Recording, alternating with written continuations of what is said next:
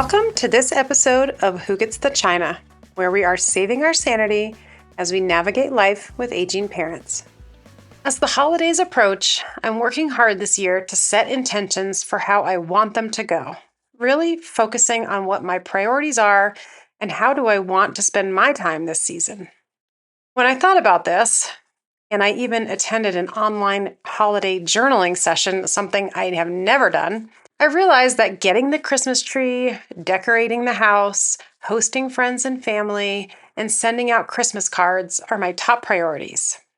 I love getting holiday cards in the mail and hanging them on ribbon in my front hall.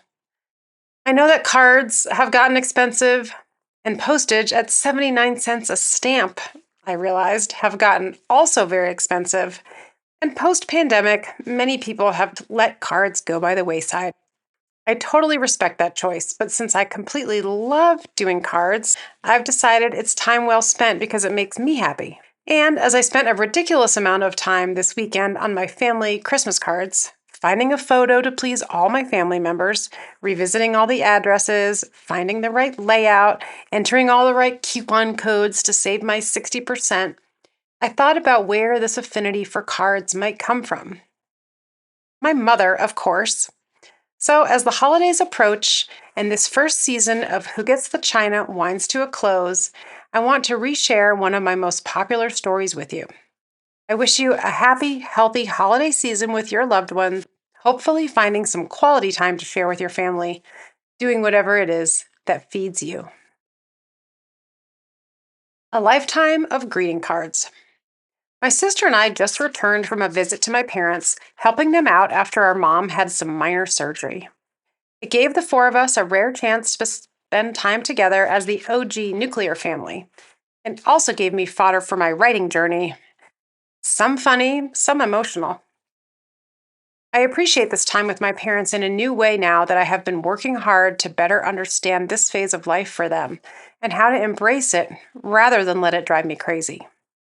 As I told my mom after recording an upcoming podcast conversation with one of my experts, I'm working on asking permission and letting her lead what she wants to declutter. She was pretty shocked and appreciative when I told her I got this advice from a therapist and was working hard to implement it. Working hard at it is the key, succeeding not necessarily. Does someone in your family have a large box full of a lifetime of greeting cards waiting to be sorted out? I'm talking about decades of birthday cards, thank you notes, Mother's Day cards, Father's Day cards, holiday cards, you name it. Well, if you've been reading or listening for a while, you may guess that we have such a box. Probably a few boxes, if I'm being honest. And this was a recent decluttering target. As we opened the box, we discovered there were cards from my parents' first Christmas together almost 60 years ago, and many of their anniversary and birthday cards from long ago. My mom kept remarking what a romantic my dad was, and he gamefully followed along. It's true, the early cards are especially sweet. And this is a side of your parents' history that you have no sense of because you were too young or probably weren't even born yet. There are early Happy Mother's and Father's Day cards signed in our cute little 4-year-old handwriting. There are get well cards from major health events reminding us how lucky we are to be sitting here with our parents doing this today. There are cards and letters sharing our appreciation for all our parents' support of our various endeavors, like the solo trip I took backpacking around the world for almost a year. This was back in the day when there was no email, no social media, and no cell phones you could use to call your mom and tell her you survived the monsoon rains during your trek through Nepal. There are cards from dear friends and well-wishers as my parents embarked on their journey to the West Coast. Just seeing some of the signatures from loved, longtime friends who have passed is enough to cause emotion to swell. There was a sweet, beautiful poem my sister wrote about the house we grew up in as my parents prepared to move west. I had completely forgotten about this poem. Probably we all had. We teased her at first, but as she read it aloud, we all got choked up, remembering our old street, our old TV room, the snacks we loved, and the sound of tires on our gravel driveway revealing who got home past curfew. We may have found her next calling as a greeting card writer or a poet. There were condolence cards from family and friends reminding us of those loved ones we lost way too soon and those who lived very long lives despite all kinds of adversity. I may have teased my mom mercilessly about saving all these cards all this time. But now I am so glad she did, and that we had a chance to walk down our shared memory lane together.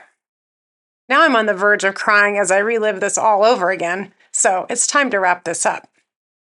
This is your encouragement to go dig out your box of letters or cards, or whatever it is, and take some time to relive a little slice of history this holiday season while you're home with your loved ones. Don't focus too much on getting things done and sorted. Otherwise, it'll overshadow your quality time. I'd love to hear if you have a box of letters or other meaningful mementos and how you spent time together uncovering the past this holiday season. Thanks for listening. I hope you've enjoyed this first season of Who Gets the China, and I look forward to sharing new episodes and exciting opportunities with you next year. Please follow and give us a review on Apple Podcasts. I'd love it if you shared it with someone you know who might appreciate it.